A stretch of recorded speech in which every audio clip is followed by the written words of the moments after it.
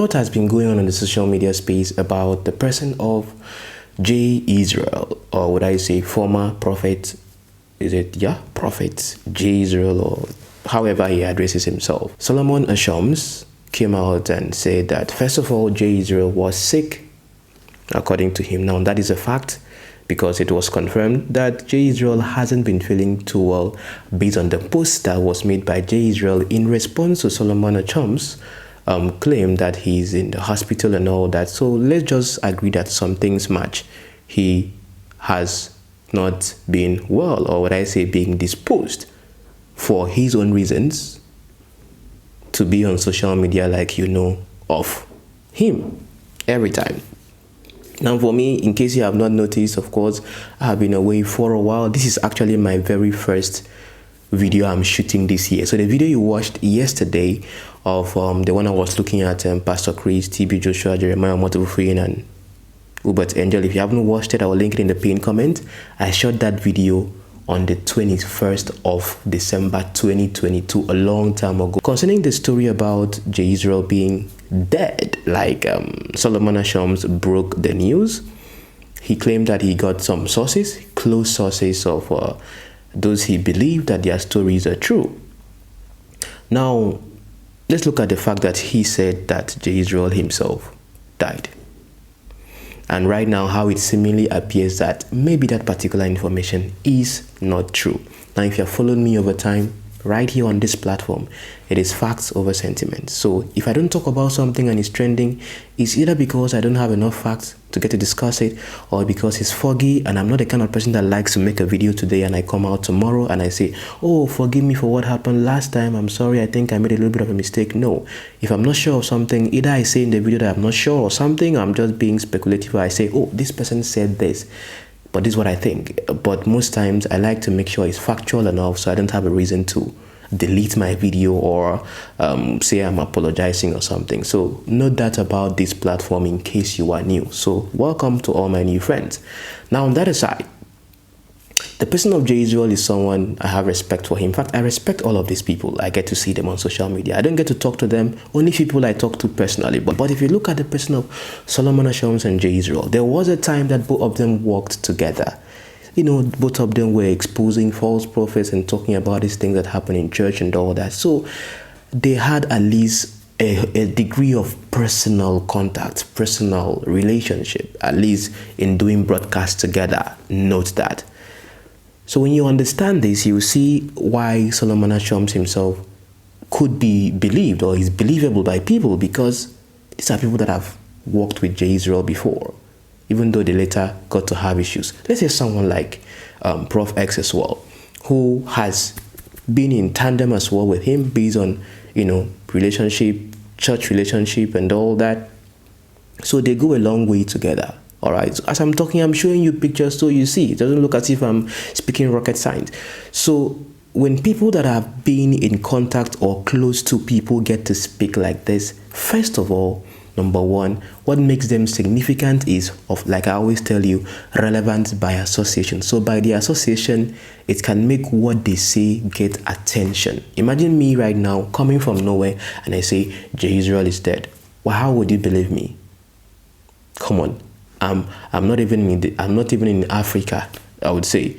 I don't get to, so what would make you believe me? And I'm not even someone that talks to people on a personal level like that. I have very few people in my circle. You understand? So if you understand this, you see why Solomon Ashoms himself is believable. And if he's talking about close sources and him having known Jay Isreal too well before, it could be believable.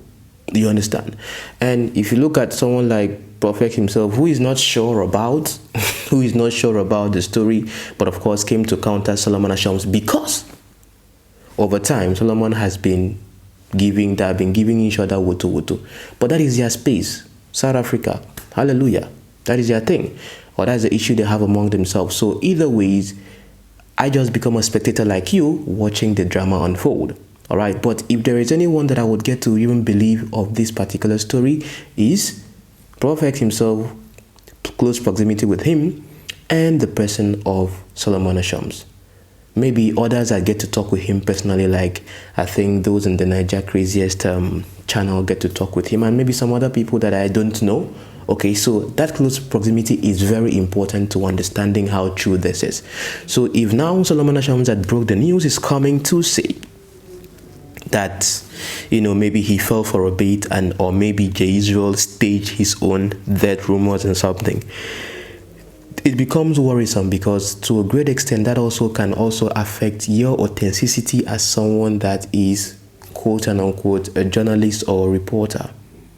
You understand? Because of course, for you to understand one thing in journalism, or would I say the reporting or mainstream media business of reporting, having the breaking news or being the first to report the news, or also having your own news as first hand from where it is happening, also gives your credibility. You will not be watching CNN and you see CNN playing a video of BBC while they are reporting something. That's why when something is happening, you see a lot of media houses converging at one point, because they want to get their own news firsthand for their own publicity.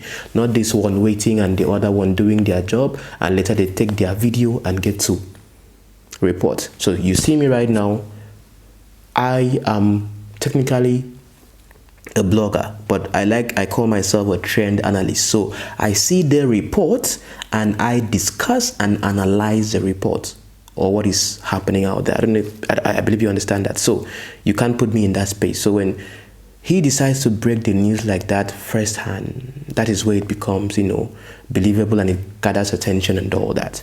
So is Jay Isreal himself alive or dead? For me to believe that, for someone like me, maybe I have to see I have to see a corpse, or I have to, and for me to even run a story like that and say, oh, Jay Isreal is gone, there has to be some concrete fact, not really hearsay, or maybe someone that is maybe a family member saying that, oh, we lost him or something. So when Solomon Ashoms played the audio recording of his conversation with someone he said is a sister whom I don't know from nowhere, you see that he was talking from a conclusive point.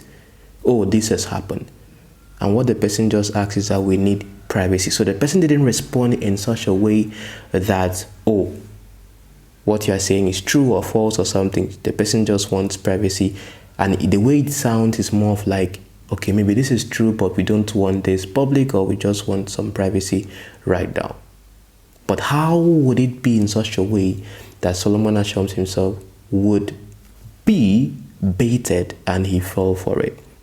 Because would Jay Isreal go through this to fake his own, or would I say to create a story around him dying just for Solomon to be baited? And the person that is giving Solomon Ashoms this information, who is a close source, does this right now question their relationship as, you know, talking partners about Jay Isreal? Because the person has to be talking to him about Jay Isreal to give him such information. And the way he spoke with certainty, like, you know, he's in the hospital and all that and all, it's quite believable and all that, even though we didn't see picture. One day, I've told you these people many times, I would just one day click delete all my social media platforms and I'll be somewhere in the world living my life. If you see me on the way, hey, holla at your boy, and that is it, and we move on.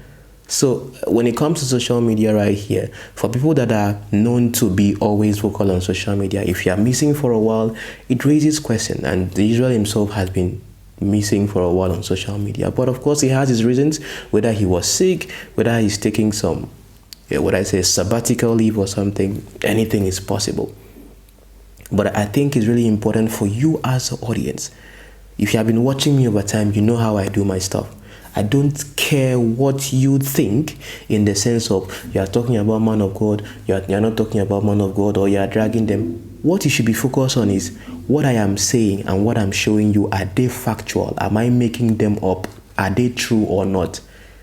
If your problem is in the truth I speak of on this platform, the truth I show you, I play the audios, I play the videos for you to listen as I discuss them. If your problem is that I'm discussing those truths, then you will keep having a problem for the rest of your life following me And it's not going to stop, because that's the reason why you even followed me in the first place. So if you followed me and you have a problem with what I'm doing and you're still following me, what are you still doing here? I don't know if you understand. But I say I appreciate you for always hanging around as well and being part of the conversation in the comment section, right? So let's always remember it's fact over sentiment right here. If Jay Isreal is not feeling good, I pray he gets better. And I've told you these people, you this many times. Every person I get to discuss about here on the platform, I have no personal vendetta with them. My job here is to face on the facts. I don't bring in sentiment. If I bring in sentiment in my video, I'll tell you in the video, today I'm becoming sentimental. But when I'm done with that, I click publish, it is done. And I move on to the next, because I have a lot of things to discuss myself. So it is my hope that everything gets fine with Jay Isreal. Maybe he might have some explanation to do.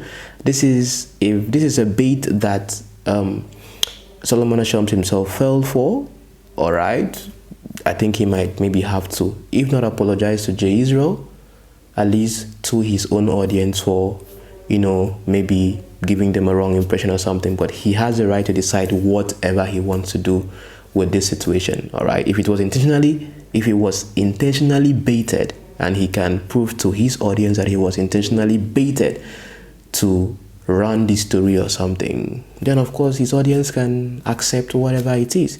But right here on my platform, let's always learn, like we know right here, is always facts over sentiment. And you understand the importance or how relevant Solomon is with the person of Jay Isreal.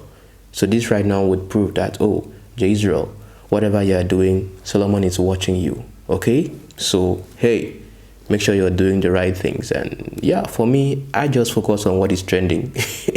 When I see something trending is becoming very significant, I'm talking about it no matter who it is that is involved. But the areas of which I get to discuss right here on the platform. So whether this particular news is true or not true, it is a fact for me. All right, so see you people next time. My name is George. Peace.